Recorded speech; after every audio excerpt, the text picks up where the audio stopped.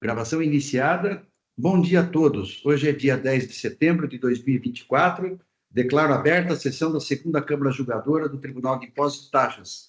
Hoje, a composição titular, né, o doutor Argos Gregório, vice-presidente, Samuel de Oliveira Magro, Daniela Rodrigues Gonçalves e eu como juiz-presidente. Nós temos 3 processos em pauta, dois pedidos de sustentação oral. Vamos iniciar, então, pelo processo Italora Brasil Distribuição de Componentes Limitada. É um recurso ordinário e recurso de ofício, né, que estão em pauta para julgamento.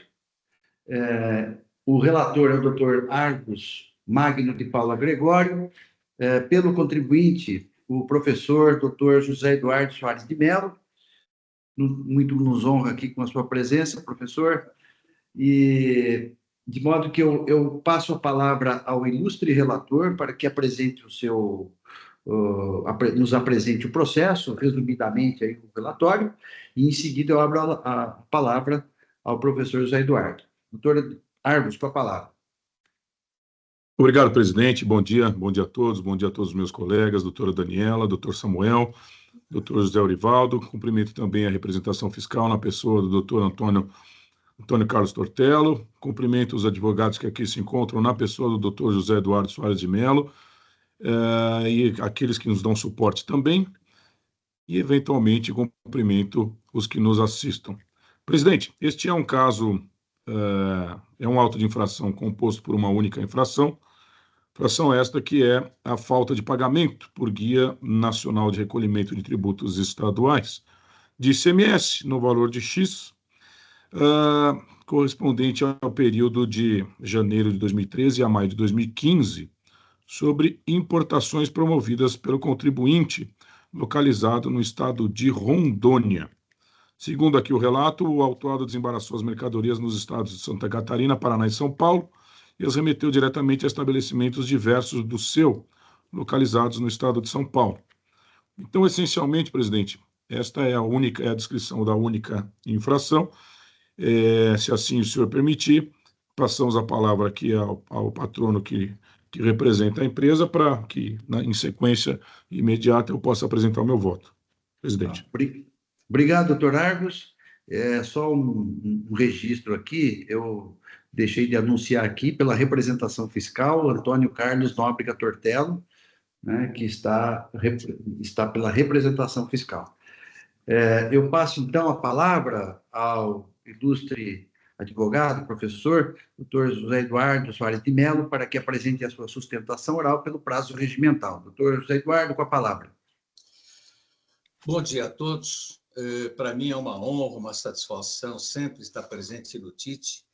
Eu, há 50 anos atrás, fui nomeado juiz do TIT, fui juiz durante 24 anos, saí sem querer sair, participei mais de 3.000 sessões e depois continuei atuando outro tanto tempo como advogado. Também fui muito honrado, os meus 3 filhos juízes do TIT.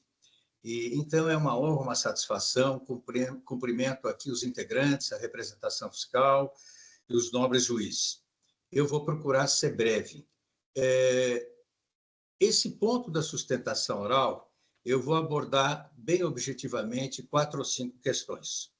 Primeiro, até ontem eu tive a oportunidade de apresentar um memorial com essas questões. A primeira é o objeto da lide. Segundo, para entendimento dos nobres juízes, quais são as atividades operacionais dos estabelecimentos. A postura e a diretriz firmada pelo Supremo Tribunal Federal, no tema de repercussão geral 520, que é observado pela recorrente, a decisão recorrida, os pontos da decisão, a incidência do ICMS em Rondônia e a ilegitimidade da solidariedade. O auto de infração, como já apontou objetivamente o nobre relator, ele foi lavrado face a essa empresa Italora. É um auto lavrado face ao estabelecimento de Rondônia e que coloca como solidária o estabelecimento de São Paulo. E a acusação é bem objetiva, exigência de ICMS relativamente a importações promovidas pelo estabelecimento de Rondônia e que deram entrada fisicamente em São Paulo. Isso, por si só, já seria justificável, porque Rondônia não tem mar. Então, o desembaraço aduaneiro tem que ser promovido em outro lugar. O autuado, ele recebe essa autuação e é bom que se explique quais são as atividades operacionais, porque se acusa de simulação, aponta-se solidariedade. Esta empresa ela tem a sua matriz e filiais. A matriz está localizada no estado de São Paulo, onde ela centraliza suas operações administrativas e contábeis. As filiais, no caso de Rondônia, bem como a de Santa Catarina e Paraná, elas realizam as atividades comerciais, promovem as importações, os desembaraços, toda a documentação, invoice, a fatura comercial, bill of lading, os documentos de importação, eles são elaborados e preparados face ao estabelecimento de Rondônia, ou seja, é o destinatário jurídico, aquele que deve uma satisfação para o vendedor no exportador. Então, ele adquire essas mercadorias por conta própria. Vou destacar aqui que não se trata de conta e ordem, nem por encomenda, como for apontada no âmbito da fiscalização. Esse estabelecimento de Rondônia, ele contrata o serviço de transporte e ele efetua o recolhimento do ICMS. E por que houve o recolhimento em Rondônia e não houve o recolhimento em São Paulo? Porque o Supremo Tribunal Federal, ele aplicando o artigo 155, 9A, diz que o ICMS incide sobre a entrada do bem ou da mercadoria, sendo devido pelo destinatário legal. E o Supremo, de longa data, já num caso de importação da Petrobras, o gás da Bolívia, que eu tive a oportunidade de participar, deixou bem claro que esse destinatário, ou seja, o titular do ICMS, quem pode exigir o ICMS, é o destinatário jurídico, aquele que promove a importação. Essa diretriz firmada pelo Supremo é o tema 520 de repercussão geral, de 27 de abril de 2020. Ele fala que destinatário legal, na importação por conta própria, que é o caso da Italora, a destinatária econômica coincide com a jurídica, ou seja, não tem um terceiro que está importando. A decisão recorrida, ela manteve o auto de infração. E aqui eu, Data Vênia, vou apontar algumas inconsistências. Diz a decisão que o estabelecimento de Rondônia não tem interesse nos negócios jurídicos. E essa afirmativa ela é distinta da realidade operacional, ou seja, ela tem um estabelecimento com funcionários, com local físico. A fiscalização entende que isso é insatisfatório. Bom, mas veja, ela não tem nem necessidade de manusear o bem importado, que é uma resina. Então, não há nem necessidade de transitar pelo seu estabelecimento. Como foi colocado no bojo do processo fiscal, no âmbito da fiscalização, se fala em importação por conta e ordem de terceiro, se trata de importação por encomenda. E aqui eu destaco, Data Vênia, a manifestação da douta representação fiscal. Ela diz, a acusação não menciona que não se trata de operações de importações próprias, nem afirma que seriam importações por conta e ordem, encomenda, mas no bojo do processo fiscal isto conta. Essa estrutura operacional, como eu já destaquei de início, ela não é necessária. Hoje em dia se faz muita coisa online, não é necessário que haja presença física de empregados. E a razão do desembaraço nesses portos, é claro, além de ela não ter um porto em Rondônia, o custo, muitas vezes, é mais barato. Na ocasião, a Italora recorrente, ela teve oportunidade de formular uma consulta à Secretaria da Fazenda de Rondônia. E esta resposta, ela dizia que, na condição de empresa importadora, porque ela tem seu estabelecimento em Rondônia, ela tem obrigatoriedade de recolher o ICMS e que destaca um regime especial. Me parece que, na medida em que o Estado de São Paulo esteja exigindo o ICMS no âmbito da solidariedade, que eu já vou apontar mais adiante, Não está ocorrendo uma duplicidade, ou seja, a exigência, o pagamento por Rondônia, destinatário jurídico, e a exigência pelo estabelecimento de São Paulo. Qual é o ponto fundamental aqui da questão? Quando se lavrou o auto de infração, se deu um destaque para o aspecto da solidariedade. E veja o seguinte, o fundamento legal que aqui nós estamos, data vênia, combatendo, é o artigo 11, inciso 12 da legislação, que fala que são responsáveis pelo pagamento, e esse ponto é fundamental, solidariamente, a pessoa que tiver participado da organização ou associação constituída para a prática de fraude fiscal estruturada, realizada em proveito de terceiras empresas beneficiárias com objetivo de evasão. Aqui, no caso, é o seguinte, não temos empresas beneficiárias terceiras, ou seja, as duas estão legitimamente organizadas, se trata apenas de estabelecimentos. E não há nenhum elemento de prova que houve uma simulação, que houve um manuseio, não ocorrer a falta de recolhimento de ICMS. Aqui, para concluir, porque eu acho que esses pontos fundamentais já foram traçados, quando o Supremo Tribunal Federal firmou a diretriz de que o ICMS da importação é devido pelo estabelecimento destinatário jurídico, quem comprou, quem realizou o negócio de importação, declarou a inconstitucionalidade de um preceito importante da Lei Complementar 87, que é o artigo 11.1d, que afastou a incidência do ICMS relativamente ao estabelecimento onde ocorrer a entrada física. Então, não existe mais esse preceito, não sei se o Estado de São Paulo observou ou não, isto poderia dizer, mas isso foi agora. Não, nós sabemos que é uma declaração de inconstitucionalidade e que observa o efeito ex tunc. Então, finalizando dentro do prazo regulamentar, eu destaco aqui que se trata de uma importação legítima, há um estabelecimento importador e que aqui não se justifica, data vênia, a exigência por solidariedade, porque não há tipificação com terceiras empresas participando.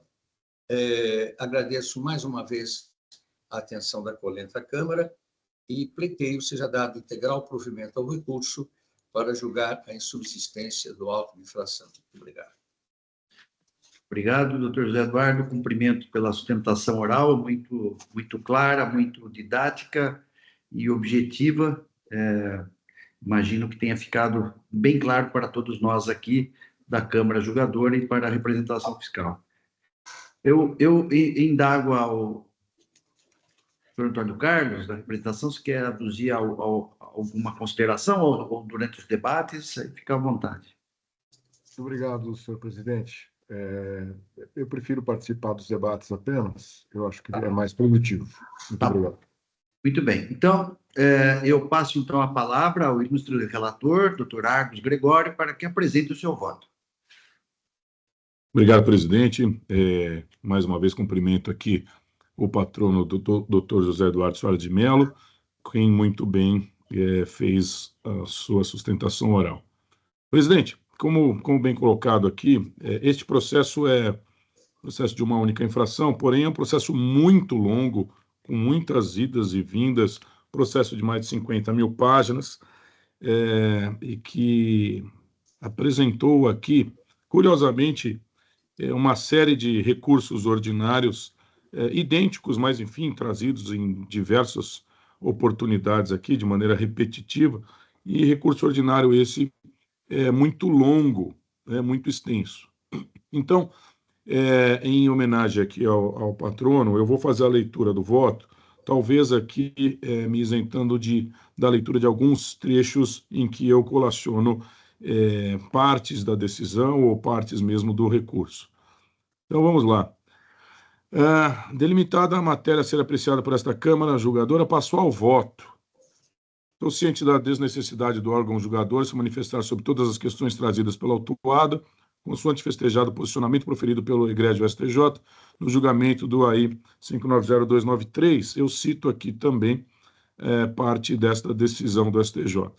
Suposto passo a análise dos recursos aviados. Quanto ao recurso ordinário, já em seu introito, encontro as folhas 51319, Breve síntese dos fatos, cujo resumo aqui destaco. Eu cito aqui o resumo trazido pela contribuinte. Aliás, pelas contribuintes, porque é um recurso conjunto, né? Em sede inaugural, buscar as recorrentes junto ao item 1 de sua peça recursal apresentada conjuntamente, traçar breve discurso histórico acerca do trâmite processual propriamente dito.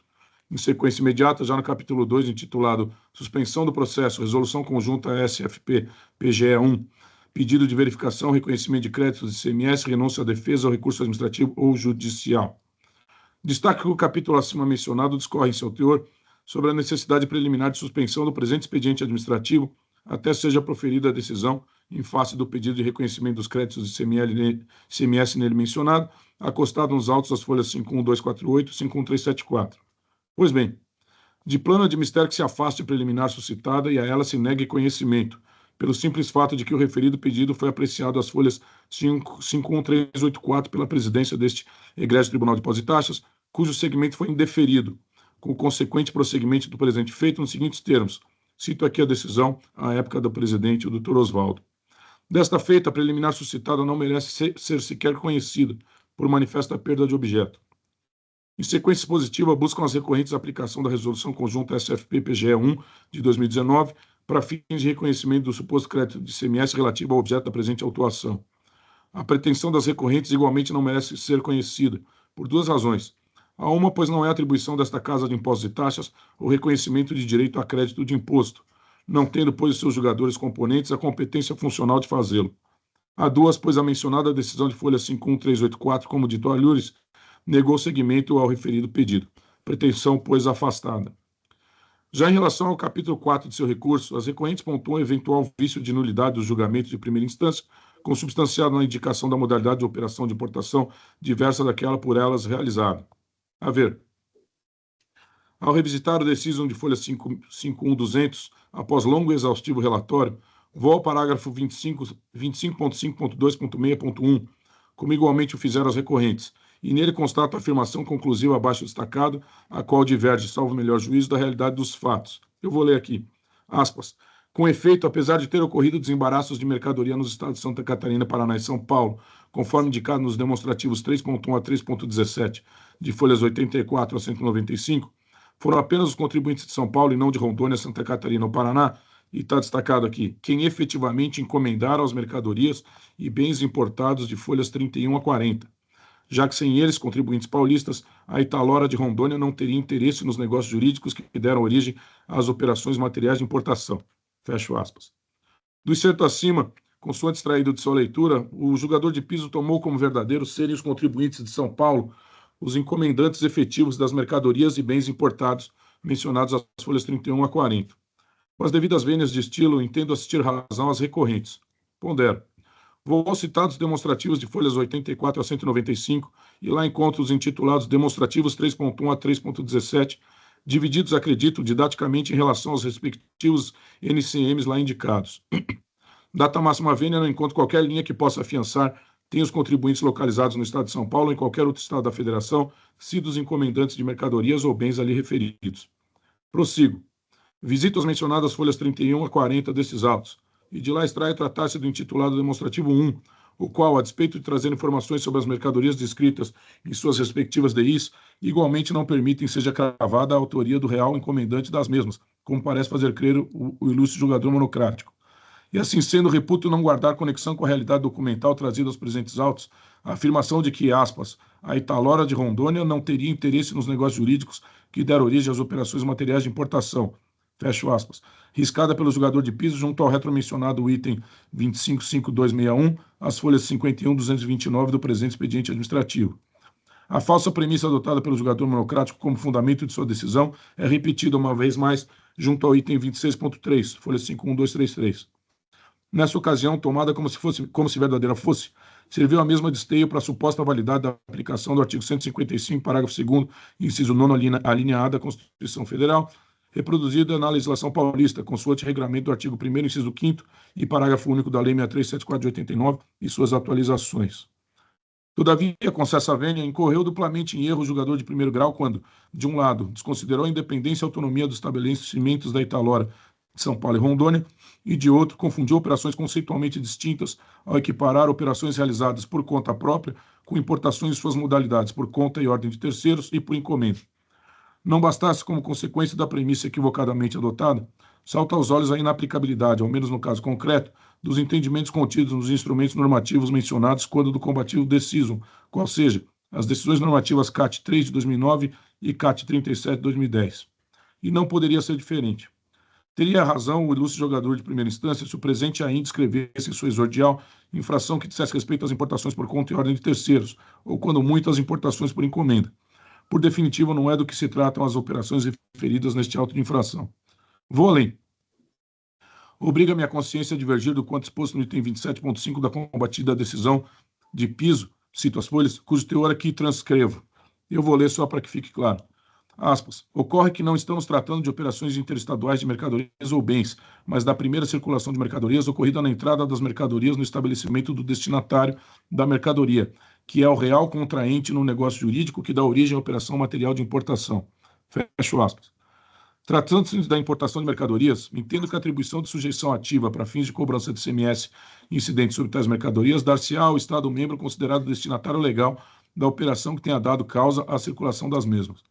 Nesse eito, não será o estabelecimento destinatário da mercadoria o real contraente no negócio jurídico, como assim considerou o julgador monocrático, como se tratasse de operações de importação sob conta e ordem de terceiros, mas sim o estabelecimento realizador da importação por conta própria, em caso a empresa Italora, localizada no estado de Rondônia, mormente pelo fato de que esta filial promoveu não só a importação dos bens, como também o seu desembaraço e a posterior remessa para os destinatários.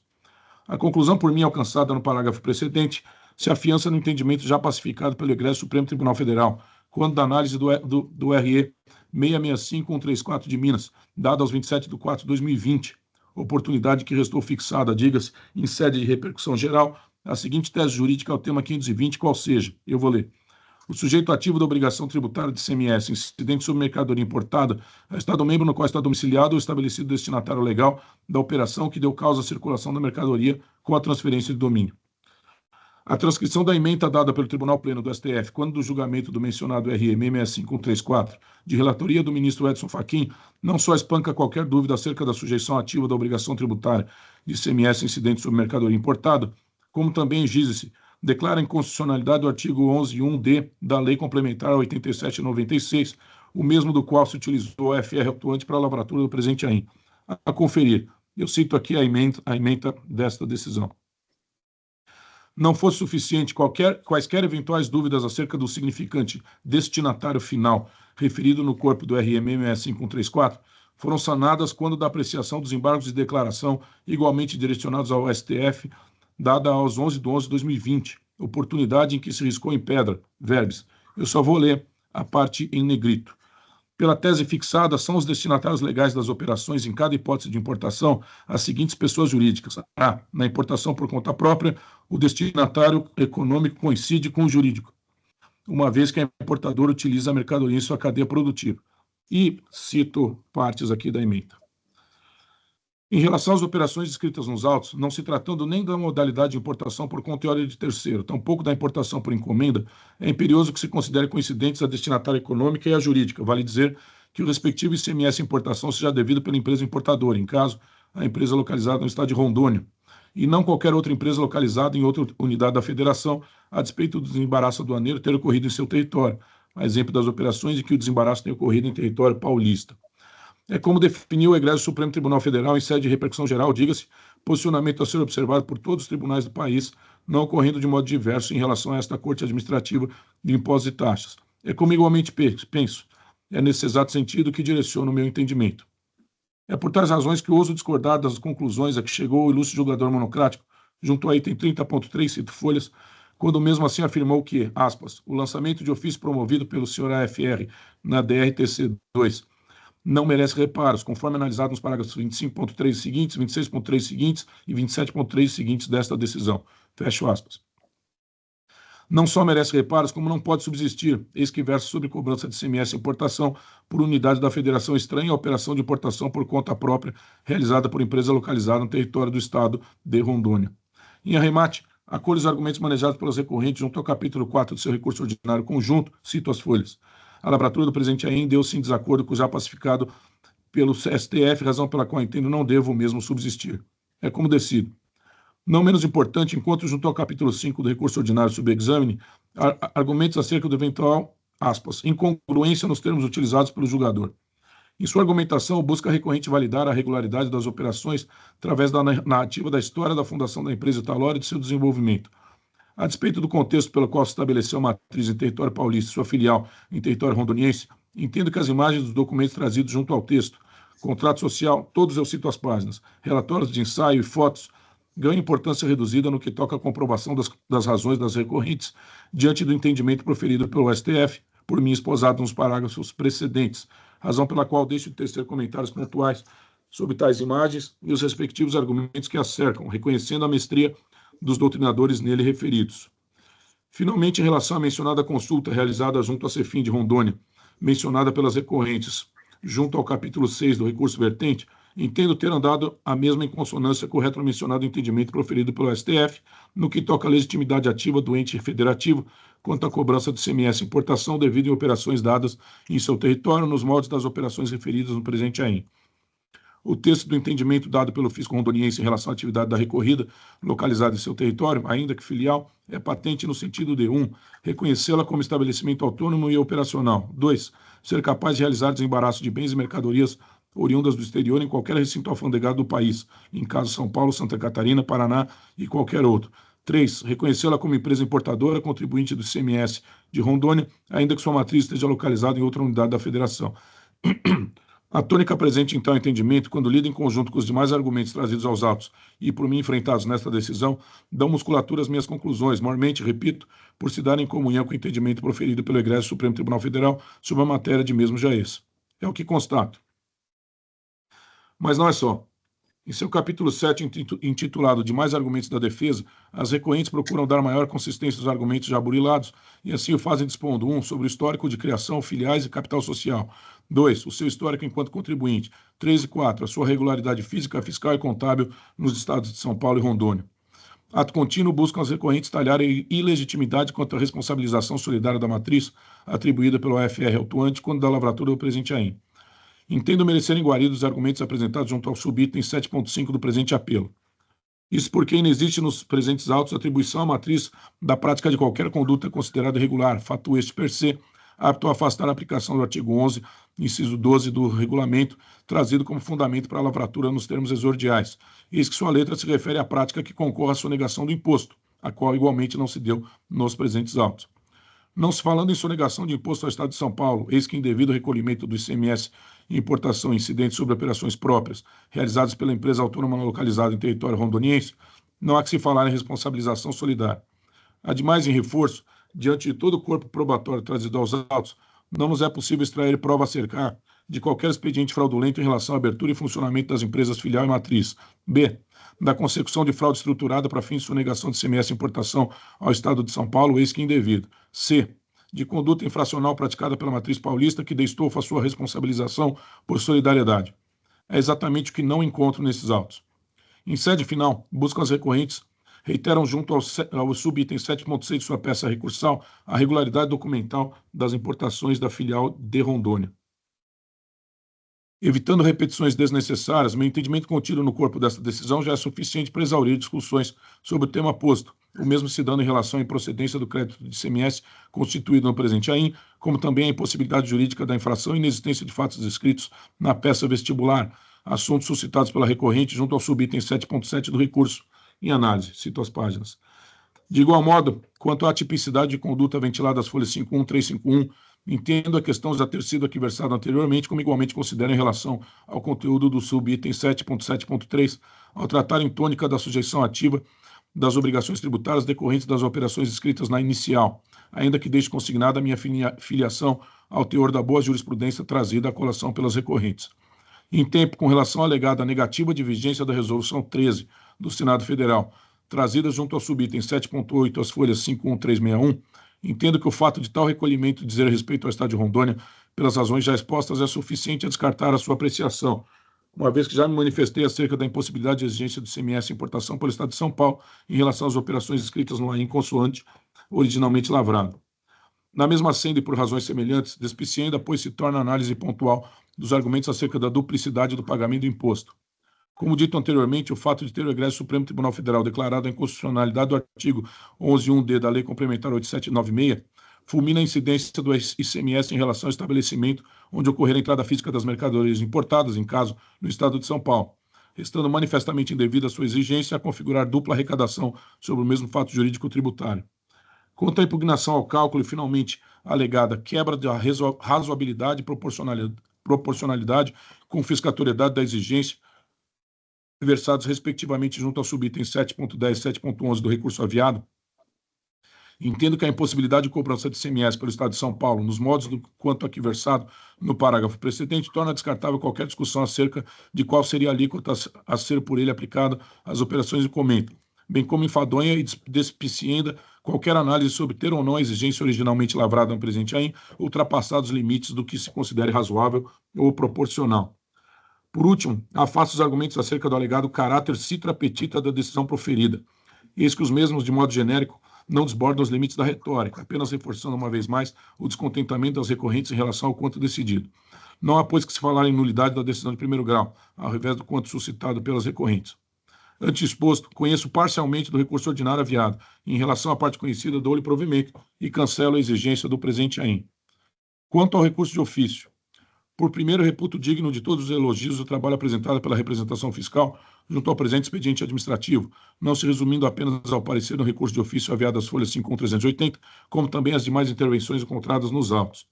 Em relação ao retromencionado parecer, o relato encontrado junto aos parágrafos 1 e 3 bem resume o objeto subanálise, cujo teor aqui trago à baila. Eu cito. Conforme apontado pelo representante fiscal, verifica-se realmente que a mencionada Lei nº 16.497 de 17 trouxe redução da multa para infração descrita no presente AIM.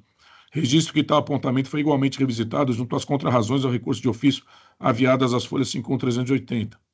Assim esquadrinhado, reputo acertada a fixação de patamar de 100% do valor do imposto pelo julgador de piso decorrente da aplicação da Lei 16.497 de 17, ao fato narrado na exordial, diga-se, pretérito à sua edição, como obediente à prescrição contida na linha C do inciso 2º do artigo 106 do CTN, cujo teor abaixo fala per se e dispensa maiores argumentos. Da realidade extraída desses autos é que surge uma única conclusão possível, qual seja o acerto do quanto decidido em sede monocrática. É o que igualmente constato. Desta feita, dispensados os maiores argumentos, o presente recurso de ofício deve ser conhecido e, quanto ao mérito, desprovido. Diante do exposto de tudo quanto os autos se verifica, conheço parcialmente do recurso ordinário. Em relação à parte conhecida, dou-lhe provimento e cancelo a exigência do presente AIM. Conheço do recurso de ofício para, quanto ao mérito, negar-lhe provimento. Agradecendo aqui a paciência dos colegas, é como voto que ora submeto ao crivo dos meus pares.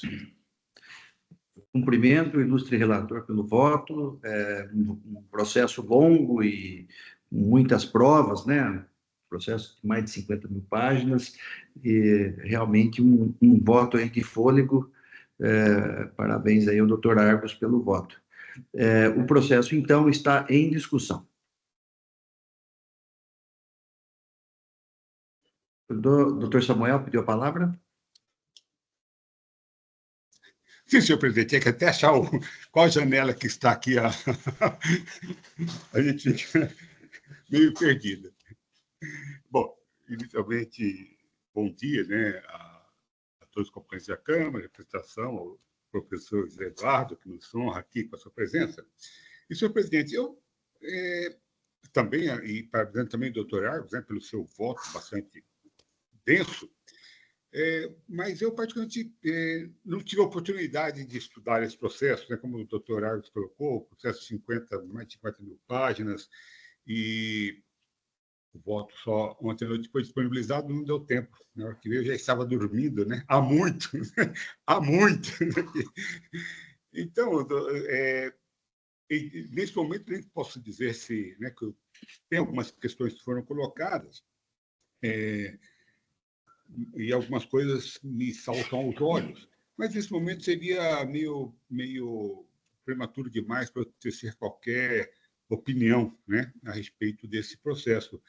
Então, com a licença do doutor Argos, e eventualmente, talvez até mude de ideia, né, vou pedir vista desse processo, mas talvez mude de ideia se o debate se desenvolver aqui na Câmara e houver alguma fixação eu poderia até rever a minha posição de pegar vista desses autos. Mas, nesse momento, eu só gostaria de, mais uma vez, parabenizar o Dr. Argos, né, pela densidade do seu voto, pela análise que fez, e acompanhar os debates aqui. E já vou pedir, então, vista, mas até peço que o doutor Arivaldo não já aprove de imediato, porque se o debate ocorrer, e talvez, eventualmente, fixe a minha outra ideia aqui no momento. Só isso, obrigado. Obrigado, Samuel. Doutora Daniela.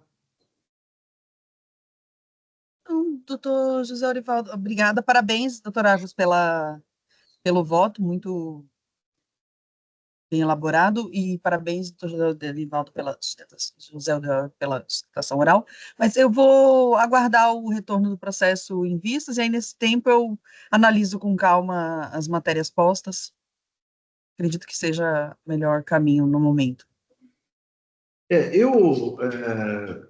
Doutor Samuel, eu pretendo aqui ir de vistas também, porque eu já tive oportunidade de me pronunciar em outros processos a respeito da importação, né, de mercadorias por filiais, né? Essa questão do destinatário jurídico, destinatário físico.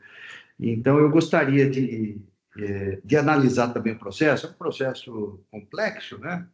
Pelo seu tamanho, pela quantidade de provas. Eu queria analisar para ver se é o caso que eu tenho já posicionamento, queria ver se realmente é o caso. Então, eu vou pedir vistas em conjunto aí com o doutor Samuel, né? Então, eu acho que seria bem pertinente a gente depurar aí esse processo, né? Então, eu estou também pedindo vistas, né? E aí, de modo que a gente possa analisar com bastante vagar aí este processo. A representação fiscal, alguma consideração? Ou tem alguma... Obrigado, senhor presidente. Não tenho consideração nenhuma, dado que o recurso de ofício foi da forma como foi relatado pelo doutor Argos, e os pedidos de vistas pertinentes, eu acho que a gente faz essa discussão melhor no retorno. No retorno. Obrigado. Ok, então. Obrigado, doutor Antônio Carlos. Então, doutor José Eduardo, o processo vai sair em vista para o doutor Samuel e para a presidência, para melhor análise aí do processo, em face da decisão aí do doutor Argos, que está dando provimento ao recurso. A proposta do doutor Argos é dando provimento ao recurso ordinário, né? E não provimento ao recurso de ofício, né? Então, o processo vai retornar para prosseguimento do julgamento no momento oportuno, e temos que aguardar, então, o processo voltar para a pauta. Ok? Obrigado pela presença e parabéns mais uma vez pela sustentação oral, e foi uma satisfação tê-lo aqui conosco, doutor José Eduardo. Espero voltar outras vezes. Obrigado. Muito bem, obrigado. Então, podemos, então, passar para o próximo processo da pauta. Estou aqui encerrando esse julgamento, né? Muito bem. Aqui já está encerrado, então. Passamos, então, ao próximo processo da pauta, respeitando aqui a presença, então, do advogado da Nextel Telecomunicações Limitado, AINHA 4-121-226. O relator, doutor Samuel Oliveira Magro, é um recurso de ofício. Então, eu passo, então, a palavra ao ilustre relator para que apresente um breve relatório sobre o processo. Em seguida, eu abro a palavra à doutora Daniela Gregório. Pois não, doutor Samuel. Obrigado, senhor presidente. O caso ele é bastante simples, né? Deixa eu abrir aqui o relato da infração. Um minutinho, por favor.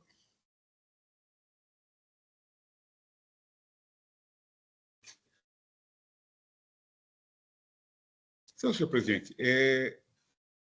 bom, é apenas uma acusação, que é de deixar de pagar ICMS no montante de tanto, no período de julho de 2014 a dezembro de 2014, por emissão das notas fiscais de serviços de telecomunicações relacionados aos demonstrativos fiscais anexos, referentes a prestações tributadas como isentas e não tributadas, conforme se comprova pelas cópias dos documentos.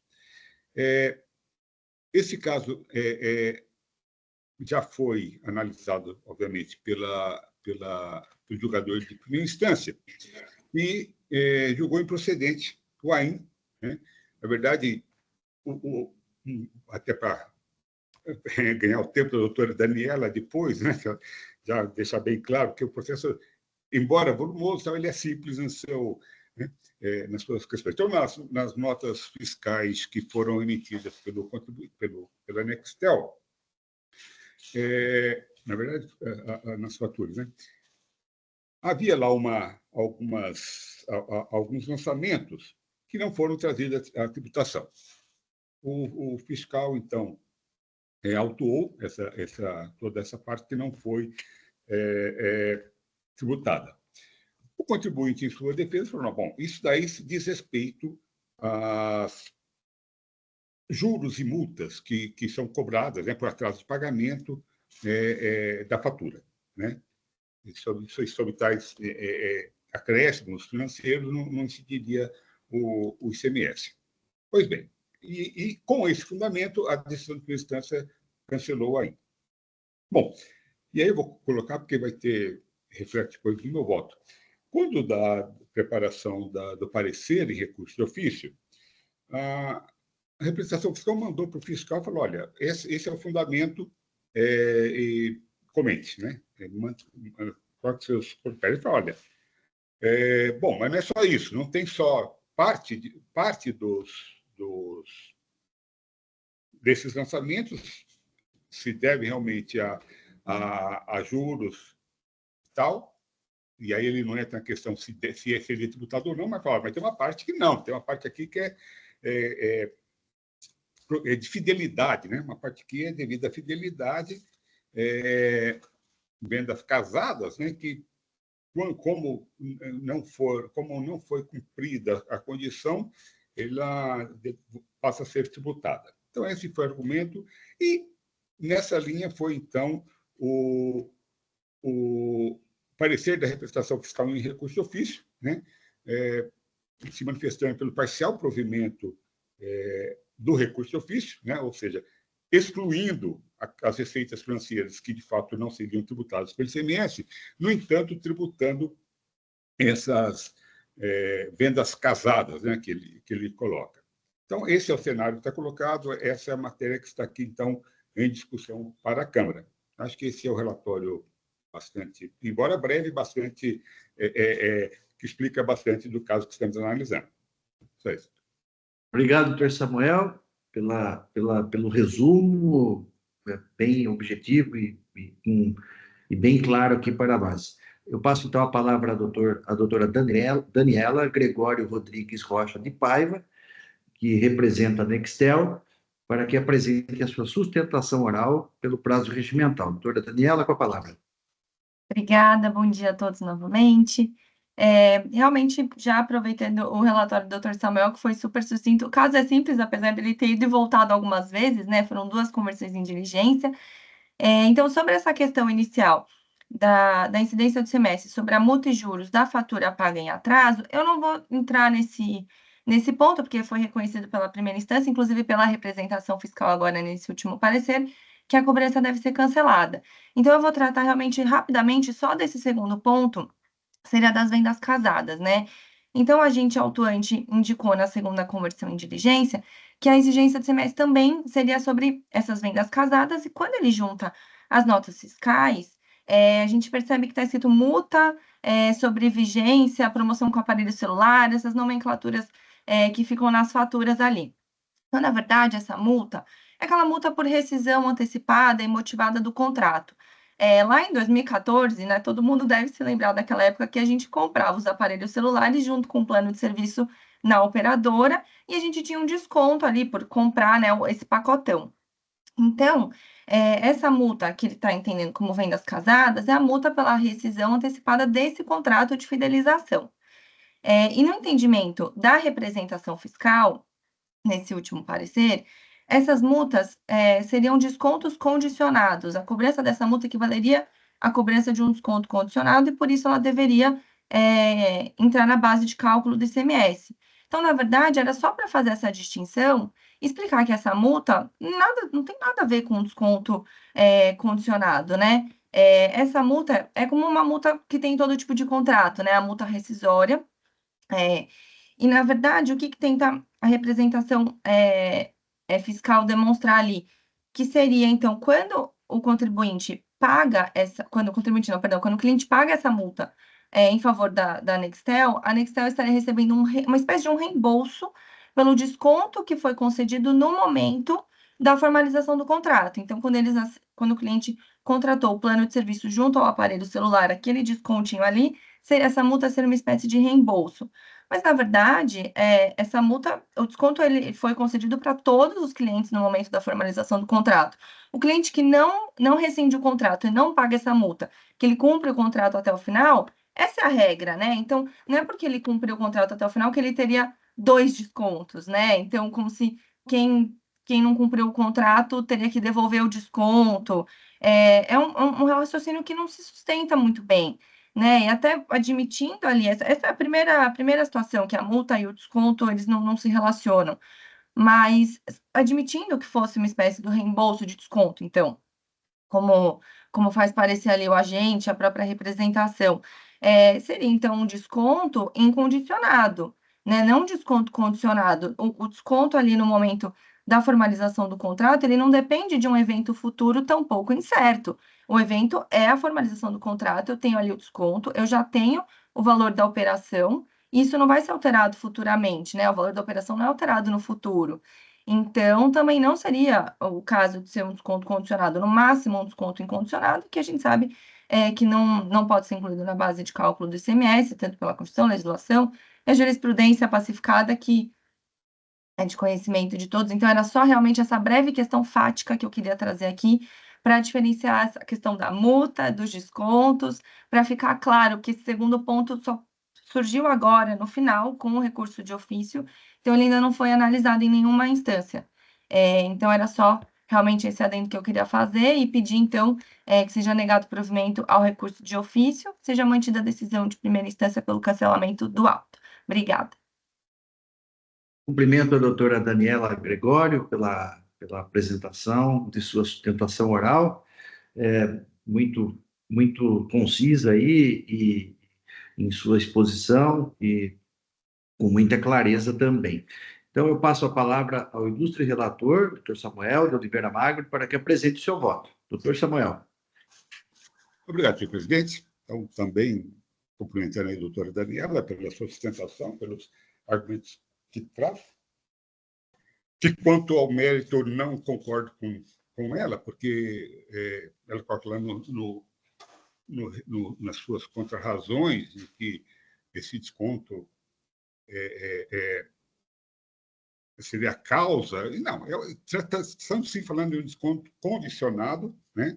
A condição para recebimento desse desconto é a fidelização pelo prazo todo, tanto que, se não fizer, ele é reembolsado. Então, estamos tratando de uma questão de um desconto condicionado e que integra a base de cálculo do ICMS. No entanto, o meu voto, como eu vou ler agora, né, se a doutora está aqui nos acompanhando, se já tiver acesso a ele, é pelo desprovimento do recurso de ofício, mas por outro motivo, né? Eu volto a tecer alguns comentários depois da leitura do voto. Vou passar a leitura do voto então, imediatamente. E eu digo o seguinte, olha, nesse momento processual, restou incontroverso que parte das diferenças encontradas pelo fisco no confronto entre o valor das faturas e as respectivas bases de cálculo do ICMS apresentadas no demonstrativo de folhas tais se referem a encargos financeiros de multa e a multas, encargos financeiros de mora e a multas por atraso no pagamento das faturas. Em manifestação fiscal, no cumprimento de diligência determinada pela representação fiscal às folhas tais, o ilustre agente autuante argue que parte da diferença encontrada se refere também a vendas casadas, e, para comprovar tal assertiva, juntou aos autos os documentos de folhas tais. Ocorre que esses documentos não podem ser recebidos, pois já ultrapassado o termo legal para a apresentação de provas, nos termos do artigo 19 da Lei 13.457 de 2009. Nenhum motivo de força maior foi apresentado pelo fisco a justificar a apresentação extemporânea desses documentos, que também não se referem a fatos supervenientes. Assim, há impedimento legal para sua recepção e deles não conheço. Essa alegação e esses documentos poderiam ter sido trazidos aos autos imediatamente após a impugnação inicial, para contrapor os fatos alegados pela autuada, por expressa autorização do parágrafo 1º daquele artigo. No entanto, nesse momento, a autoridade fiscal se limitou a arguir que as tentativas de explicação agora apresentadas em sede de defesa devem ser afastadas por intempestivas e inoportunas. Aí continuo eu. Ora, as explicações apresentadas não eram nem uma coisa nem outra. Foram apresentadas no prazo legal e diziam respeito à acusação fiscal. Assim, a omissão do fisco em contestá-las naquele momento processual fez precluir seu direito de apresentar documentos para se opor àqueles fatos narrados na defesa inicial. Em conclusão, o conjunto probatório produzido nesses autos demonstra que há uma diferença entre os valores cobrados de seus clientes pela autuada e aqueles consignados como base de cálculos do ICMS nas notas fiscais, como informado pelo fisco. No entanto, esse mesmo conjunto demonstra que essa diferença se refere a multas e juros de mora por atraso no pagamento das faturas. Não há discussão nos autos sobre a não incidência do ICMS sobre as receitas financeiras decorrentes de atraso no pagamento das faturas, pois a representação fiscal concorda com os fundamentos da adição recorrida relativos a essa matéria. Por esse motivo, sem desnecessárias digressões sobre o tema, vale-me desses fundamentos para negar provimento ao recurso de ofício. Assim sendo, com isso do recurso de ofício, ele nega o provimento, mantendo incólume na decisão de primeira instância. Então, senhor presidente, esse é o meu voto, né, que eu coloco. Como você sabe, que eu tenho sido quando eu falo da questão da verdade material, que arrepia e tal, eu acho que há momentos, acho que sim, a Fazenda perdeu uma grande oportunidade de discutir melhor esses autos, né, quando a defesa inicial realmente era o momento do fiscal ter trazido aqueles documentos, né. Naquele momento ele preferiu não fazer, falou, olha, né, até com um argumento, olha, chamar de inoportuna a própria defesa do contribuinte, né, intempestiva, porque ele não trouxe lá na fiscalização. Sim, ele devia ter trazido lá, mas se ele não trouxe lá, ele teria a oportunidade aqui, até com uma pequena ressalva, né, que, na verdade, nem naquele momento da fiscalização, não sei se o contribuinte deveria ter trazido, que ele não foi notificado sobre essa dúvida, né? Ele recebeu lá uma notificação, apresente tais documentos, ele apresentou os documentos, inclusive não apresentou alguns documentos que foram solicitados, que é exatamente as notas fiscais, não foram apresentados alguns documentos, no entanto, ele concluiu a sua fiscalização com aqueles documentos, né? Então, ele não exigiu mais documentos, ele não perguntou para o contribuinte a origem das divergências compostadas e tal. Então, na verdade, a primeira oportunidade que o contribuinte teve para se justificar foi realmente na apresentação da defesa. Então, ele fez tempestivamente, oportunamente, né? E o fisco, sim, que perdeu a grande oportunidade de que, naquele momento, ele poderia ter trazido todos os documentos que realmente comprovariam que trata-se de um desconto condicional e, portanto, sob a incidência do ICMS, e não o fez, né? Quando fez, já foi aqui, depois da decisão de primeira instância, por provocação da própria representação fiscal, e, nesse momento, já era tarde demais, já não é possível mais, entendo que não é mais possível a admissão desses documentos, desse processo. Então, por esse motivo, senhor presidente, eu estou negando provimento ao recurso de ofício e coloco, então, o meu voto à apreciação dos senhores. Obrigado. Eu cumprimento o doutor Samuel pelo voto. O voto não é longo, mas ele é muito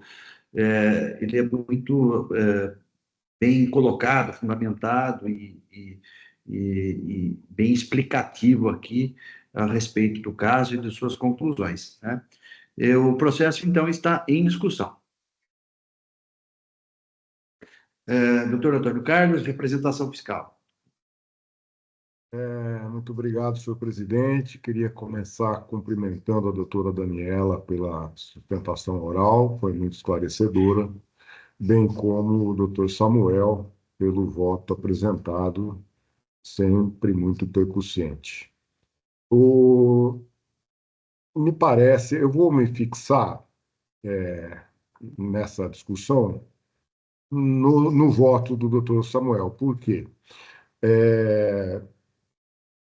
A primeira parte, que é a cobrança de ICMS sobre multa e juros, está afastada, foi afastada na decisão de primeira instância, e a própria representação fiscal, em seu parecer, já reconheceu que não incide ICMS sobre multas financeiras e juros financeiros, né? Quer dizer, se houver atraso nos clientes da autuada, um evento incerto e posterior à ocorrência do fato gerador, nessas condições, não incide ICMS, né?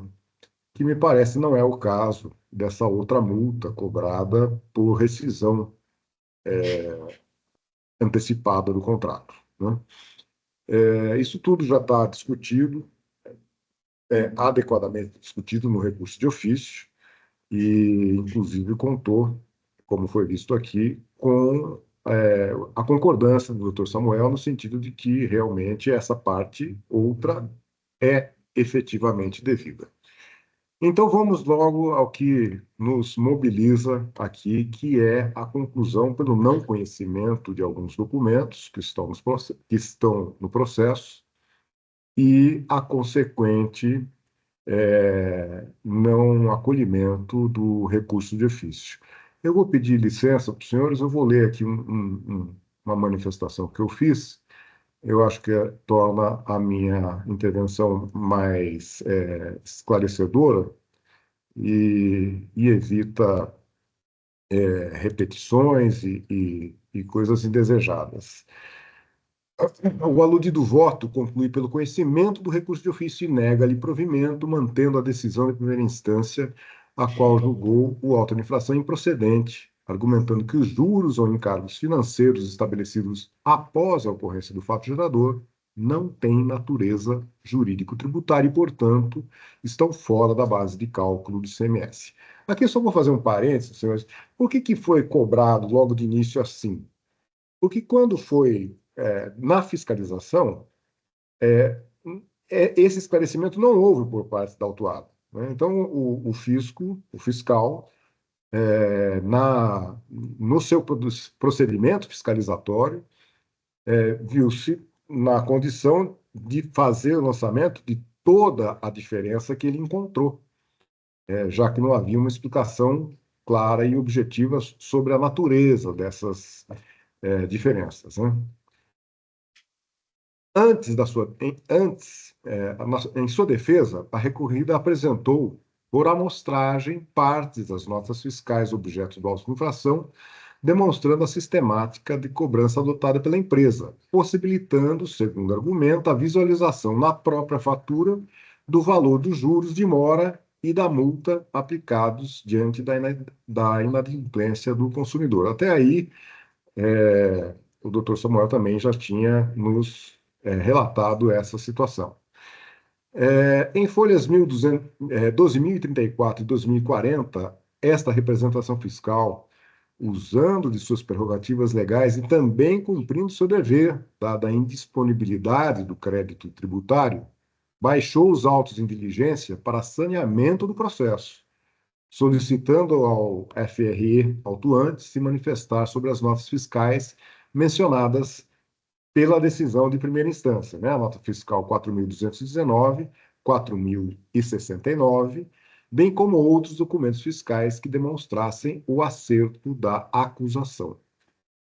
Em resposta, em folha 12.043 a 12.044, a FRE autuante repisa que o contribuinte diminuiu arbitrariamente o valor tributável. Esse arbitrariamente é por conta da falta de esclarecimento a respeito de por que, no momento da fiscalização, né, a falta de esclarecimento a respeito dessas diminuições e efetivamente não atendeu notificações fiscais de forma tempestiva, do qual resultou a lavratura do presente auto de infração, acrescentando que em diversas notas fiscais consta o mecanismo de venda casada e não dependente de evento futuro incerto, que seria o caso de multas e juros por atraso. Tais documentos encontram-se no anexo 1 do parecer da diligência de das folhas 12.045 a 12.064.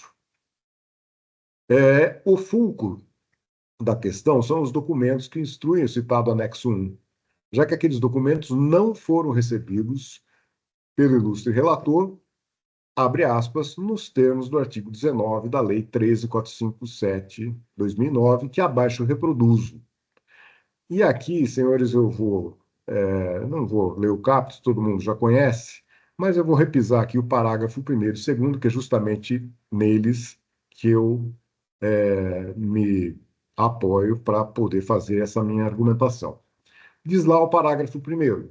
É lícito às partes, em qualquer tempo, juntar aos autos documentos novos, apenas quando destinados a fazer prova de fatos supervenientes ou para contrapô-los aos que foram produzidos nos autos. Parágrafo 2º. Nas situações excepcionadas no caput e no parágrafo 1º desse artigo, que devem ser cabalmente demonstradas, será ouvida a parte contrária. Essa parte final do parágrafo 1º, senhores, que é ou contrapô-los aos que foram produzidos nos autos, foi acrescentada posteriormente na legislação, no processo administrativo e tributário, justamente para acolher as situações que se verificam nestes autos, né? O dispositivo legal,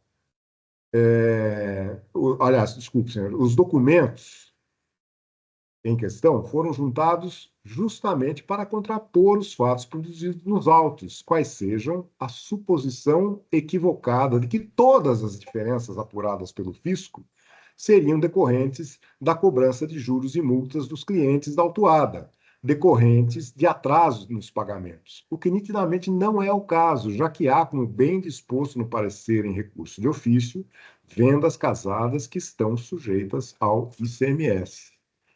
Então, veja que até a decisão de primeira instância não havia essa diferenciação, né? Era uma coisa só. Então, quando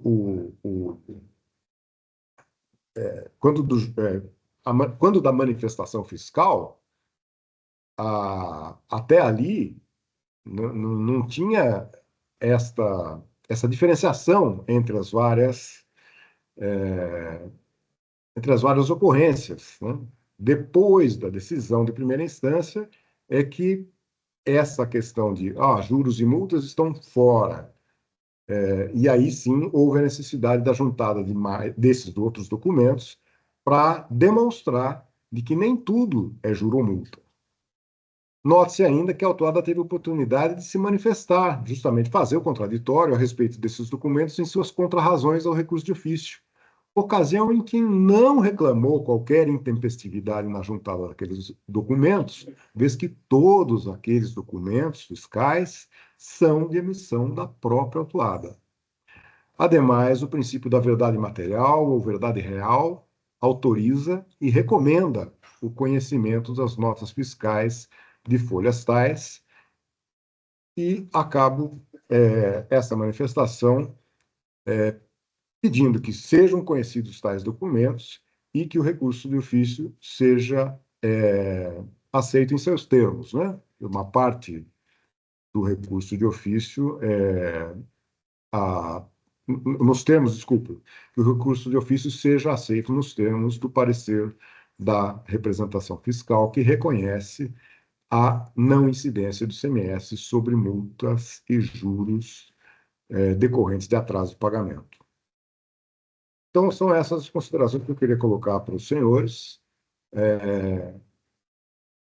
para tentar subsidiar o debate que vai se seguir. Muito obrigado. Obrigado, doutor Antônio Carlos, pela apresentação de sua manifestação. Doutor Antônio Carlos, eu acho que a sua ideia seria fazer apresentar sua manifestação formalmente no processo, né? Eu acho que seria conveniente. Porque aí eu vou pedir, então, que o senhor solicite para eu poder deferir, e aí o senhor registra a sua manifestação, né?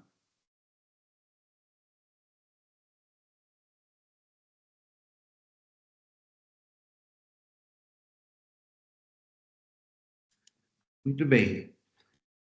Aqui fica deferida, então, a sua manifestação. O senhor registra, assim a Câmara vai ter acesso ao inteiro teor da manifestação, né? O doutor Samuel pediu a palavra. Por favor. Obrigado, senhor presidente.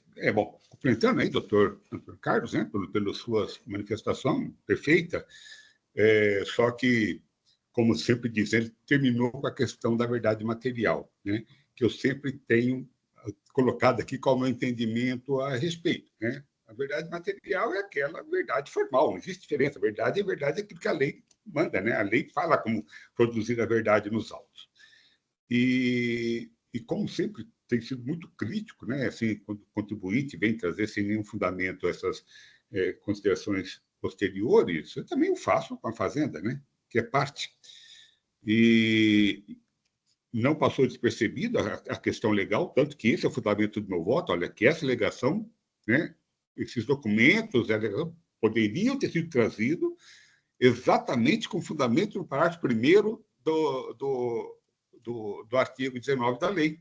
Está aqui bem claro no meu voto. Ele poderia ter feito isso, né? Mas nós temos dois motivos por que não colocar. Primeiro, que isso deveria ter sido feito na primeira oportunidade. Segundo, que deveria ter sido demonstrado e não foi demonstrado, salvo melhor engano, no parecer de recurso de ofício, o motivo de força maior, né, para juntar desse documento. Né? O senhor leu aí o parágrafo 2º, não interessa a questão, mas o parágrafo 2º coloca da questão da aprovação do motivo de força maior para a juntada intempestiva desse documento. Bom, mas voltando, né, e só para que coloque, com relação à materialidade, eu não tenho dúvida de que parte desse aí seria devido. Eu não tenho dúvidas. Né? Na verdade, eu tinha uma dúvida quando estava fazendo o voto, mas essa dúvida foi dirimida agora com a palavra da doutora Daniela, colocando qual a natureza, qual seria o fato, né, dessa parcela aí do que o fisco chama de vendas casadas. Né? Então, nesse caso específico, porque eu teria duas situações, né? Assim, pelo menos duas situações.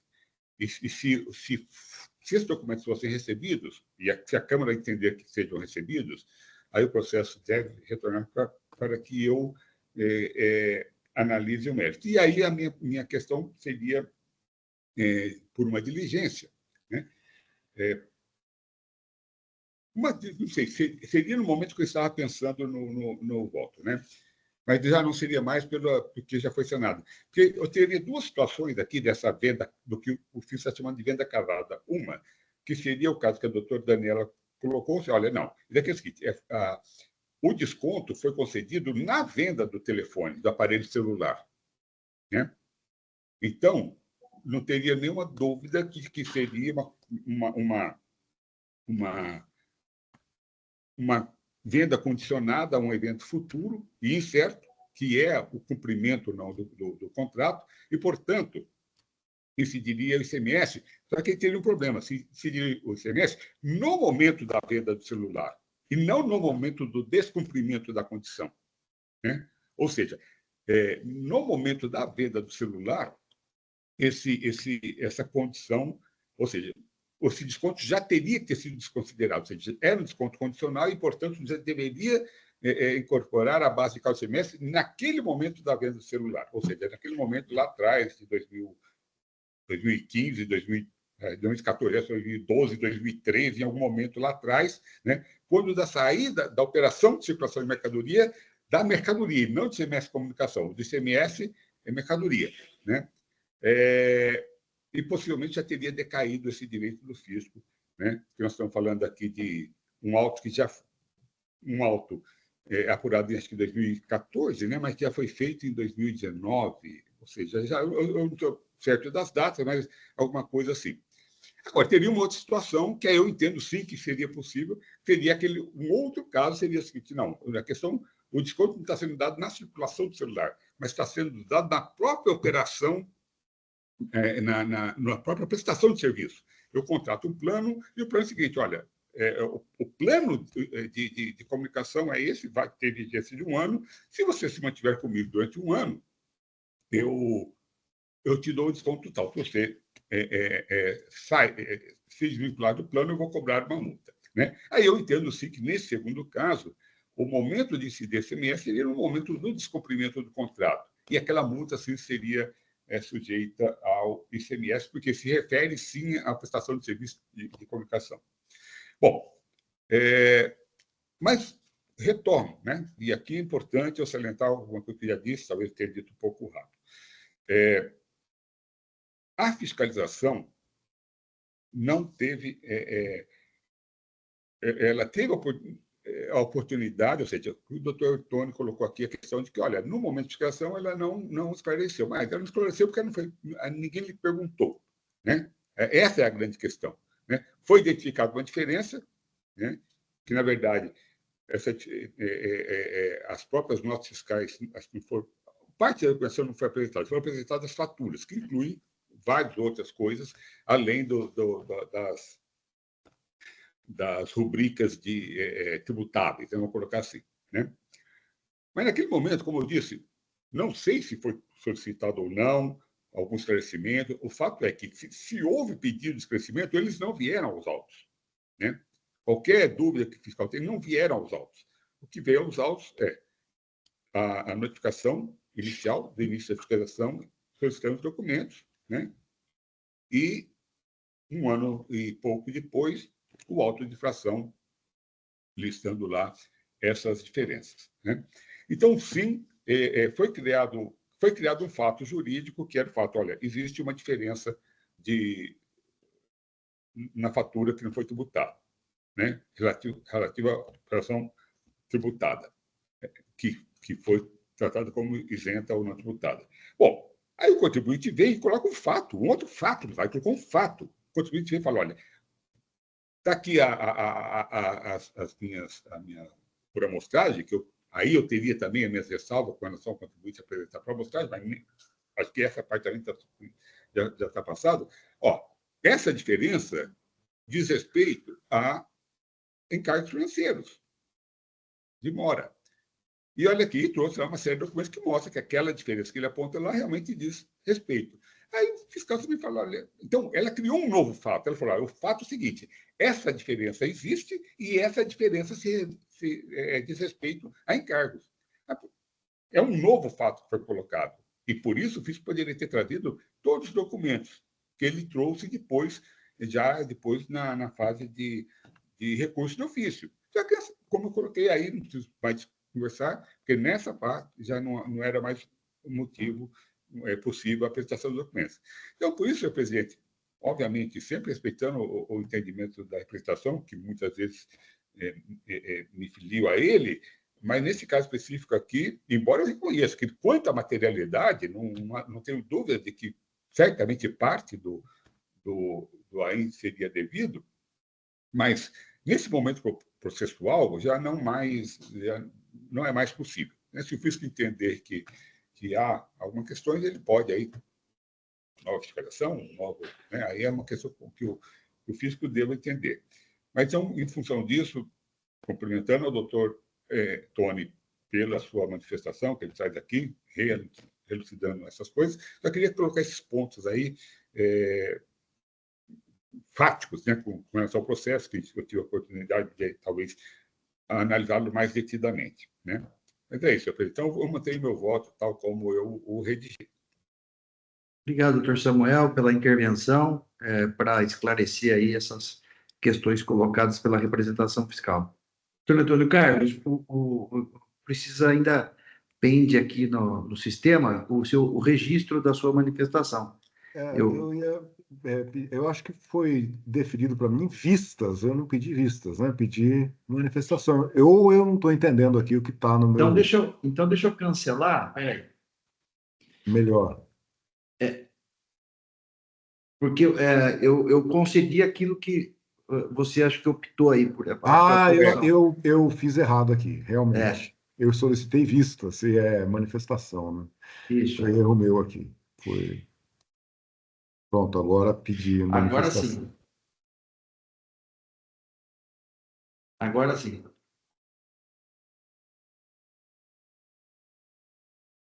Tá certo, agora vamos lá. fazer a manifestação. Eu só queria acrescentar mais, aproveitar o ensejo aqui, senhor presidente, se o senhor me permite. Claro, claro, fique à vontade. A questão da verdade material, ela torna-se relevante aqui.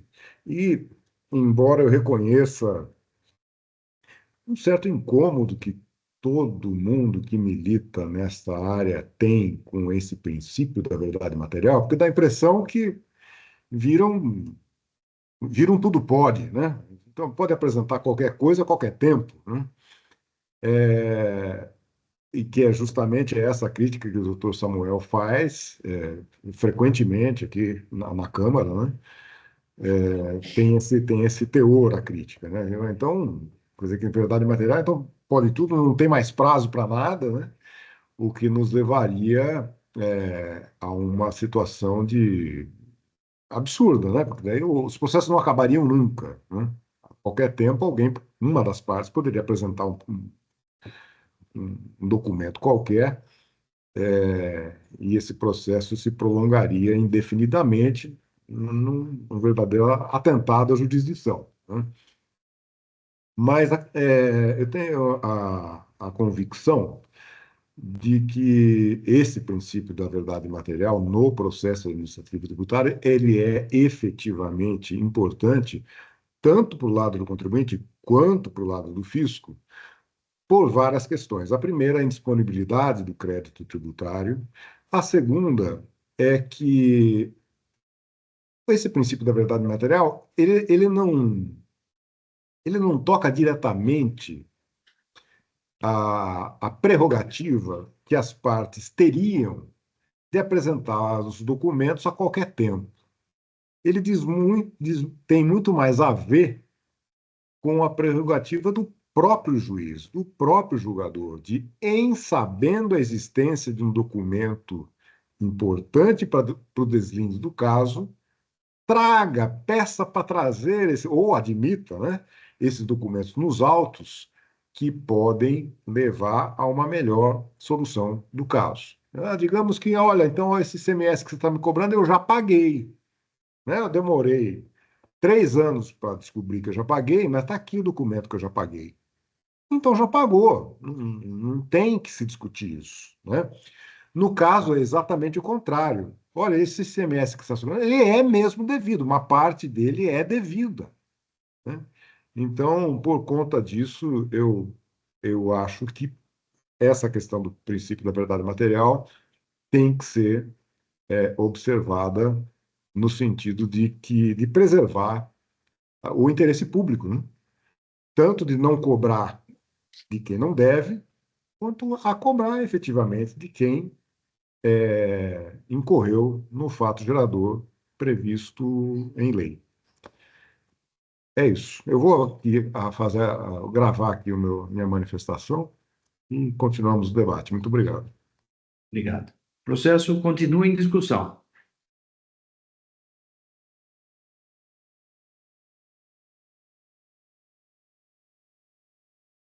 Bom, parabéns, doutor Samuel, pela análise. Obrigada, doutor Antônio Carlos, pelas considerações muito bem feitas aí da representação fiscal, doutora Daniela. Eu, nesse caso, tenho um entendimento muito parecido com o doutor Samuel, e tendo a acompanhá-lo.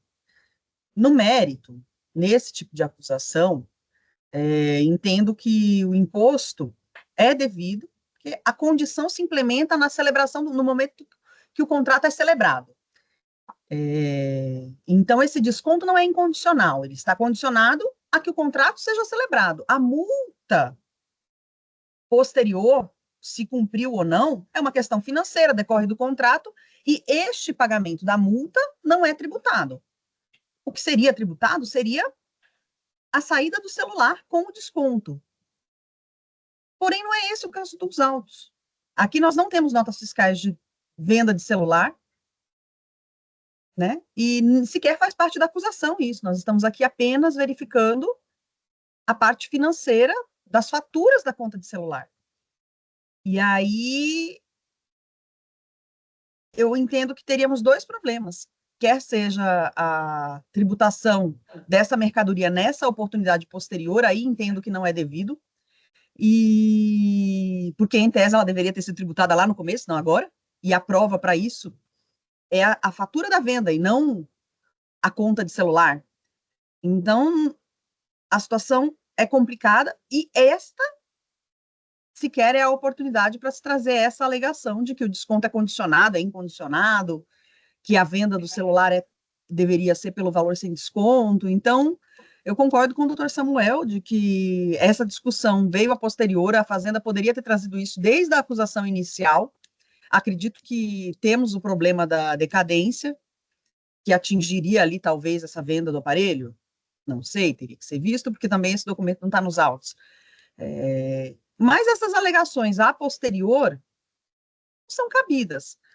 E aí, eu tenho um entendimento mais amplo do que o doutor Samuel com relação ao princípio da verdade material, mas aqui nós esbarraríamos na falta de liquidez, na mudança da acusação, deixa de ser uma acusação porque não é uma autuação por serviço de comunicação, não é ICMS comunicação, é o ICMS da mercadoria. Então, nós teríamos um erro de acusação. Acredito que são muitos fatores que me levam a acompanhar o doutor Samuel pelo entendimento de que essas provas não merecem conhecimento, mas no mérito elas também não seriam acolhidas se avançasse. E, diferente do doutor Samuel, entendo que sequer se optasse, fosse a escolha por conhecer dessas provas, eu entendo que sequer seria o caso de diligência, eu entendo que seria o caso, nós temos elementos suficientes nesse momento para negar provimento, ainda que se conhecesse dessas provas por tudo isso que pontuei aqui nesse momento. Mas entendo que o não conhecimento é muito adequado, já que não veio junto com a manifestação fiscal. Entendo que o fisco poderia trazer, né, na manifestação fiscal,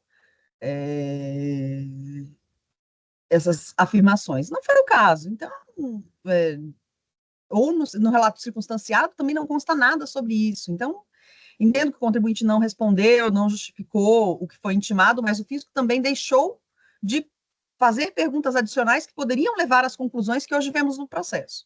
Então, acompanho o doutor Samuel pelo não conhecimento, porque fora os questionamentos e as provas foram apresentados muito após a oportunidade adequada. Obrigado, doutora Daniele.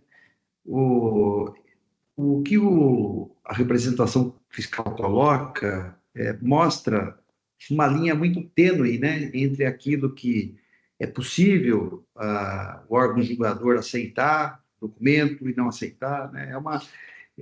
Muitas vezes é uma situação difícil, né, de você aplicar ou não o artigo 19. Mas, no presente caso, me parece que, na esteira aqui do que a doutora Daniele falou, assim, resumidamente, né, acrescentar documentos da forma como foi feito nesse caso poderia implicar em alteração da acusação fiscal, né?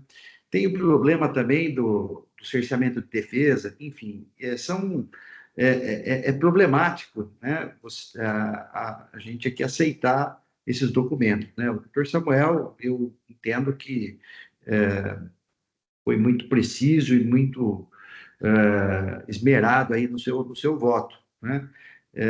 Eu vou acompanhá-lo integralmente, né? Vou aqui repetir aqui o que já foi falado, mas ainda estamos em discussão. Não sei se o doutor Argos quer fazer alguma colocação ou nenhuma. Bom, muito bem, então. Então, diante da intervenção de todos, eu estou encerrando os debates. Peço, então, que os senhores juízes confirmem presença para quórum de votação.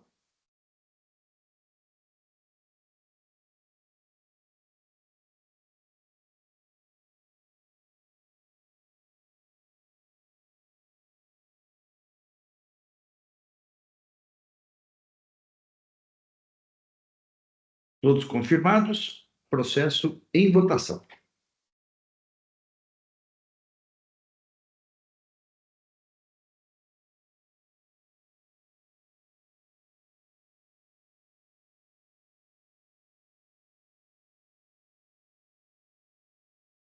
Votação encerrada. Proclamo o resultado do julgamento. Recurso de ofício conhecido integralmente. Negado o provimento nos termos do voto do relator, à unanimidade. Esse é o resultado do julgamento. Agradeço aí a doutora Daniele pela paciência e passamos, então, ao próximo processo da pauta. Obrigada a todos, um excelente dia. Tchau, tchau. Obrigado. Muito bem. Agora vamos para o último processo da pauta.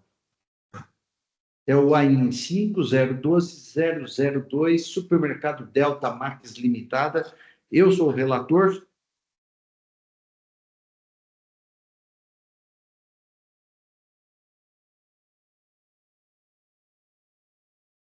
Este é um processo de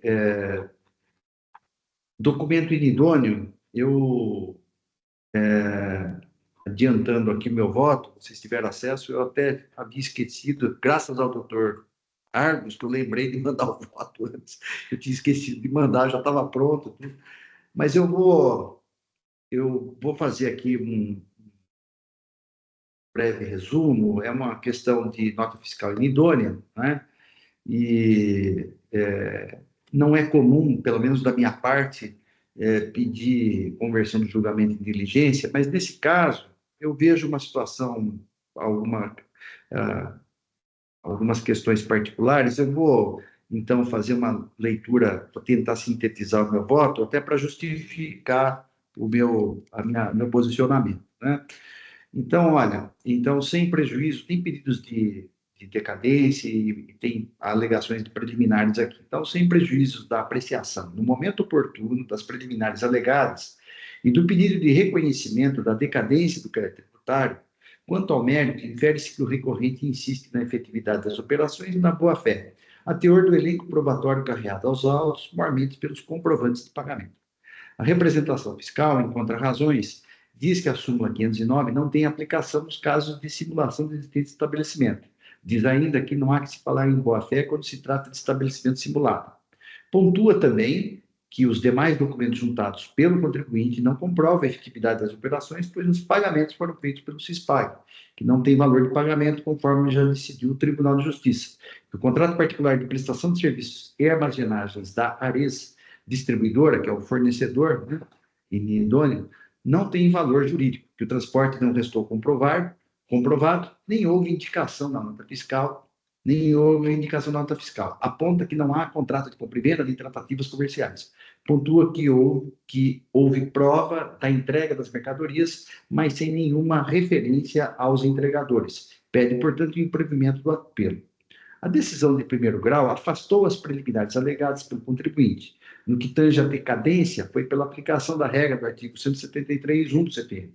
No mérito, a decisão hostilizada asseverou que a prova da inidoneidade do fornecedor restou plenamente provada através do PCN juntado aos autos, de modo que a infração está configurada. Prossegue dizendo que a responsabilidade por recebimento de mercadorias de estabelecimento fornecedor considerado inexistente é objetiva, não tendo aplicação à súmula 509 da STJ, e que, mesmo assim, o contribuinte não logrou comprovar a efetividade das operações.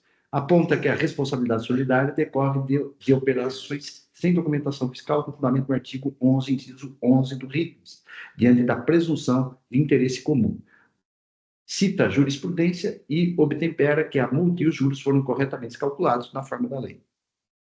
Pois bem, anota que a decisão hostilizada, que manteve o AIN verdial, fundamentou pela responsabilidade objetiva do contribuinte, tendo em vista a ocorrência de infração por recebimento de mercadorias decorrente de notas fiscais inidôneas de estabelecimento fornecedor considerado inexistente. Em primeiro lugar, contrário do assentado na decisão recorrida e do alegado em contra-razões ao recurso ordinário, consoante jurisprudência da Câmara Superior, a súmula 509 do STJ tem cabimento nas infrações por recebimento de mercadorias em razão de documentos fiscais inidôneos, como se vê do julgado proferido no AIN 4.010.225 pela Câmara Superior, de minha relatoria, que está assim emendado, e aqui eu transcrevo.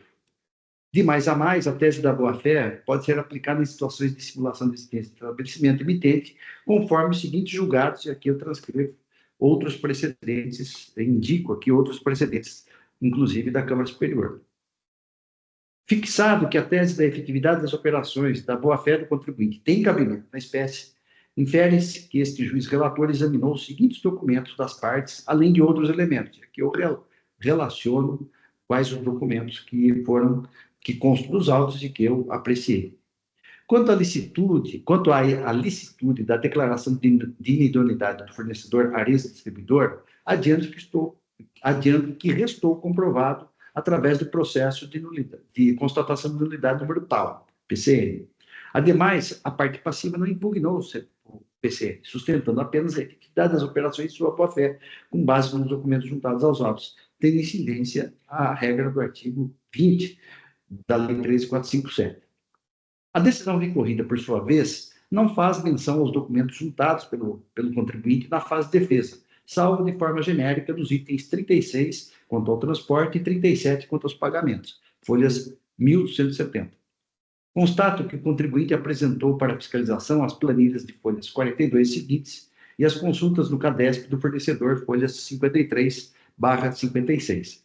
Também foram juntados pelo autuado um conjunto de documentos de cada operação consistente em nota fiscal de compra, pedido de compra, comprovantes de pagamento, boleto de cobrança com autenticação bancária, registros fiscais, livro razão com lançamento dos pagamentos aquisições, conforme folhas 75 até 242. Também há registros fiscais, as folhas 268 a 701 e conta fiscal de folhas 702 e 710. Deveras, os documentos juntados pelo contribuinte, em princípio, são relevantes para a prova do alegado. No entanto, entendo que o processo não está maduro para julgamento. Penso que se faz necessária a apresentação dos extratos bancários para que seja comprovado que os valores pagos em boleto de cobrança efetivamente saíram da conta bancária de titularidade do contribuinte, de modo a confirmar os registros no livro razão. Assim sendo, determino para que no prazo de 30 dias, o contribuinte traga aos autos, letra A, extratos bancários contendo o débito em conta corrente de titularidade do autuado referente aos pagamentos das aquisições das mercadorias de acordo com as respectivas notas fiscais. B. Contribuinte identifique os valores debitados em conta corrente mediante destaque nos documentos bancários para melhor análise. C. Apresente demonstrativo contendo data da saída dos valores em conta corrente, valores pagos e a respectiva nota fiscal paga. Decorrido o prazo com ou sem cumprimento, quando determinados os itens anteriores, determinam que a representação fiscal seja intimada a se manifestar no prazo de 30 dias pelo princípio do contraditório. Cumpridas todas as determinações, os autos devem retornar para prosseguimento do julgamento na forma da lei. Então, a minha proposta é de conversão do julgamento de diligência para que sejam cumpridos os itens A, B, C e D deste voto. Então, diante disso, a minha proposta de conversão de julgamento de diligência, o processo está em discussão.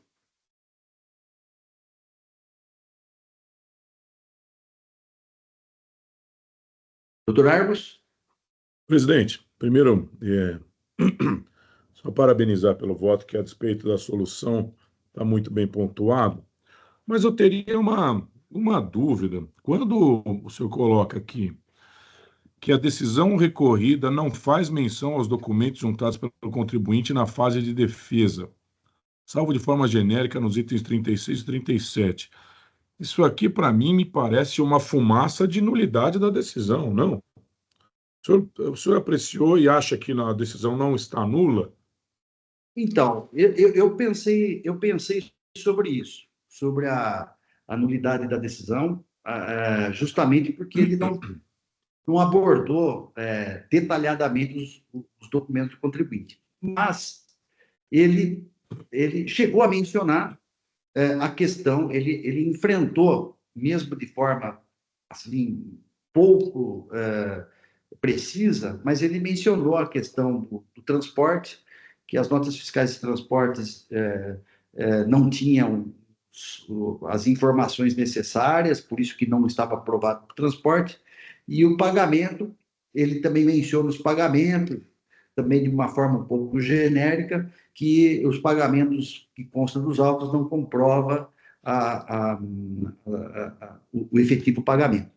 Então, muito embora ele não tenha feito uma abordagem, uma análise né? Precisa, ele, de certa forma, parte dos documentos ele chegou a mencionar. Por isso que eu até, abrindo um parênteses, eu até acho que ele não enfrentou tanto a questão dos documentos, porque ele foi pela responsabilidade objetiva, né?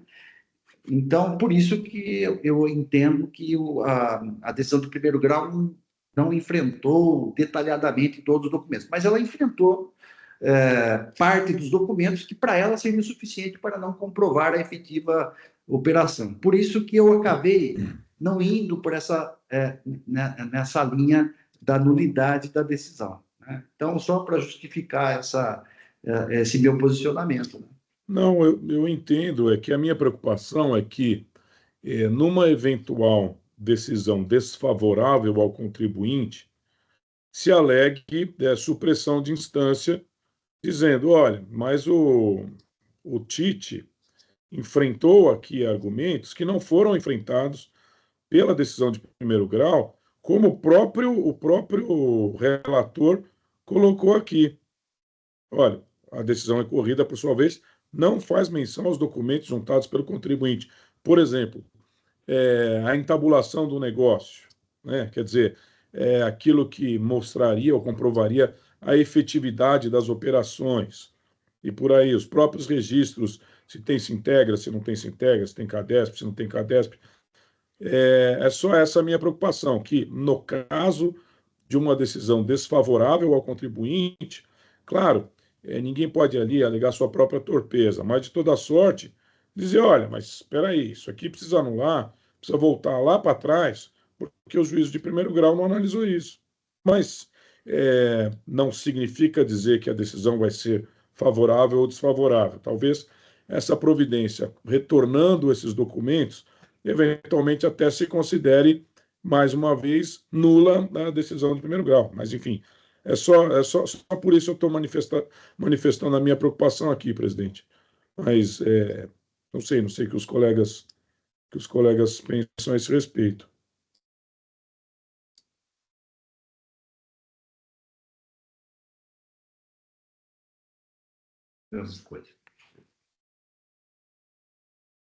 Pois não, tá, o debate... Samuel, por favor. Então, senhor presidente, essa é a preocupação do doutor Argos. Eu tenho entendido algumas questões aí, mas no momento, até porque a gente não teve a oportunidade também de conhecer o do voto, acho que, sim, nesse momento, faz a diligência, porque essa questão pode ser retomada. Exato. Né? Eventualmente, é claro que não faria nenhum sentido decidirmos isso depois, se já há nulidade, né? Que melhor que fosse agora, nesse momento já colocada. Mas, de qualquer maneira, os documentos que o doutor Orivaldo está pedindo, mesmo no caso de uma nulidade, ele já robustece, né? Robustece o acervo probatório, né? Então, acho que não seria... robustece se ele conseguir juntar os documentos. Se não conseguir juntar, nasce ali uma possível argumentação de dizer, então, a despeito de eu não conseguir juntar, né, tivemos aí uma ausência de prestação jurisdicional do julgador de primeiro grau. É essa a minha preocupação. Mas eu não me oponho à conversão em diligência. Eu acho que pode ser uma medida saudável aqui. É o seguinte, bom, o contribuinte alegou essa nulidade, né? Então, é isso que eu queria até colocar. Ele não alegou a nulidade do... Ele não alegou aqui também, entendeu? Acho que não seria nosso caso. E segundo, como o doutor Orivaldo, ainda que ele tivesse alegado, a minha saída seria pelo doutor Argos. O doutor Orivaldo colocou o seguinte, olha, se ele foi pela linha de responsabilidade objetiva, ele já se manifestou, ele já analisou as provas como tinha que analisar. Ou seja, eu não tenho que analisar as provas, não é porque a Câmara Superior entende que deva ser analisada. Não, então a Câmara Superior se entende assim que ela mande de volta, porque decisão de exceção temática, ela não é vinculante do julgamento. Ela é impeditivo de recurso especial, né? Mas ela não vincula, ela não é uma súmula, ela não tem vinculação sobre os demais graus de julgamento, né? Então, por isso que eu nunca mandei de volta com o argumento de que o contribuinte, que o primeira instância não analisou as provas. Não, tudo bem, se ele não falar nada, tem que voltar. Agora, se ele fala, olha, essas provas são irrelevantes, porque a responsabilidade objetiva do CTN, ele já falou tudo que ele precisava falar, ele não precisava falar nada mais do que isso, né? Então, também tem essa questão aí, né? Por isso que talvez, no retorno, a gente talvez rediscuta, mas me parece que nulidade não há nesse caso aí, né? Seja pelo fato de ter arguído, seja pelo fato da responsabilidade objetiva, eu não vejo nulidade em princípio. Desculpa falar demais. A doutora Daniela pediu a palavra, mas só um detalhe: se a gente fosse acolher aqui a nulidade da decisão, ia ser de ofício, porque não há pedido no recurso ordinário. É um problema isso daí, né? Mas, doutora Daniela, com a palavra. Obrigada, doutor José Aurivaldo, parabéns pela análise, parabéns pelas colocações aí dos colegas, mas eu entendo que neste caso não há nulidade. Por quê?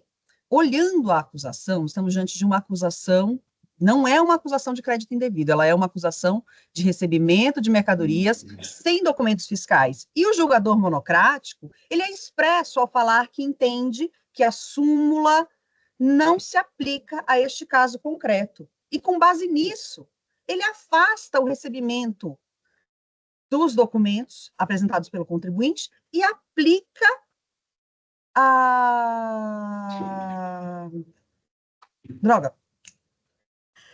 Ele afasta o recebimento Ele afasta a súmula. Ele afasta a súmula e aplica a responsabilidade objetiva. Obrigada, doutor Antônio Carlos. Então, não há nulidade, ele motiva o porquê ele entende que aquelas provas não se prestam a demonstrar o que o contribuinte pretende. Com base nisso, ele não analisa. Não há supressão de instância, não há falta de análise de matéria fática. O contribuinte poderia trazer uma tese em sentido oposto, poderia trazer a alegação de nulidade, poderia enfrentar. Temos muita jurisprudência na casa, entendendo que a súmula se aplica, mas é jurisprudência. Deixa de ser nulidade quando ele motiva o motivo pelo qual ele não vai analisar. Ele diz que, olha, é como, eu tenho um crédito de energia elétrica e eu trago aqui, porque aqui eu tenho uma padaria, aí o supermercado, né? Ele vem e traz um laudo de uma unidade dele, de uma outra unidade. Pronto, eu não vou nem analisar o laudo, porque esse laudo não serve para isso. É a mesma coisa.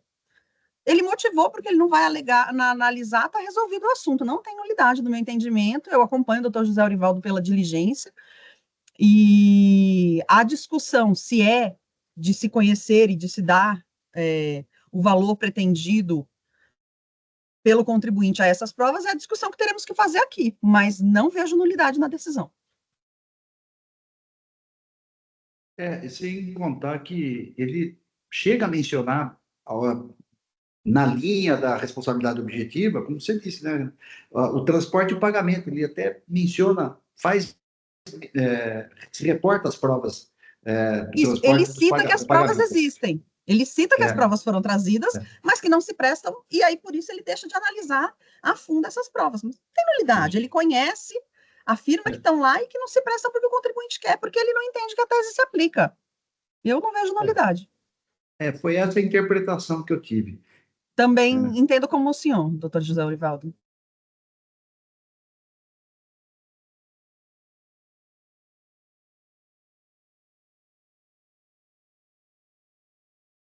Bom, muito bem.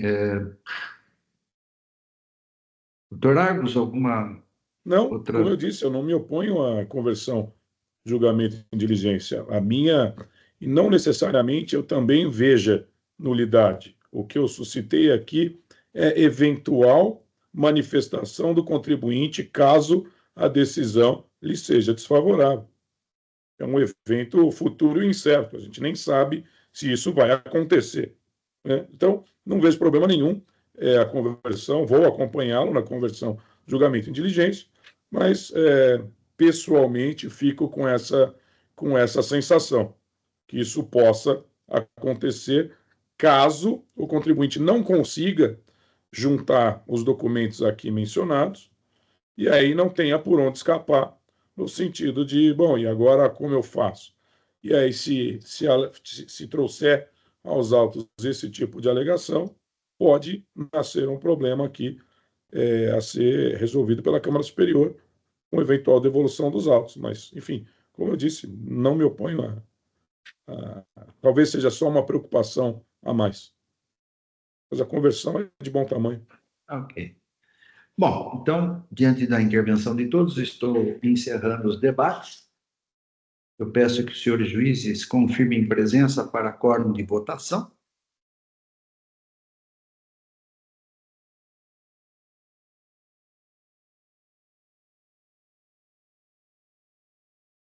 Todos confirmados, processo em votação.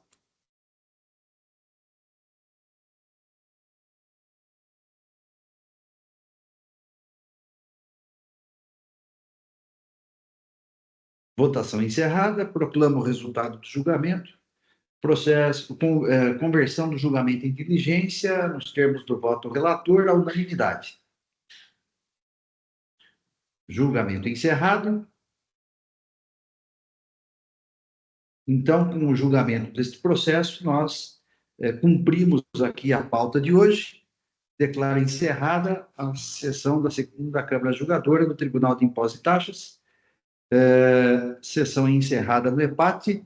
Eu peço, então, que o Oswaldo, por favor, encerre, então, a gravação, agradecendo a todos pela participação, pelas discussões e a todos que aqueles nos assistem também. Encerrado.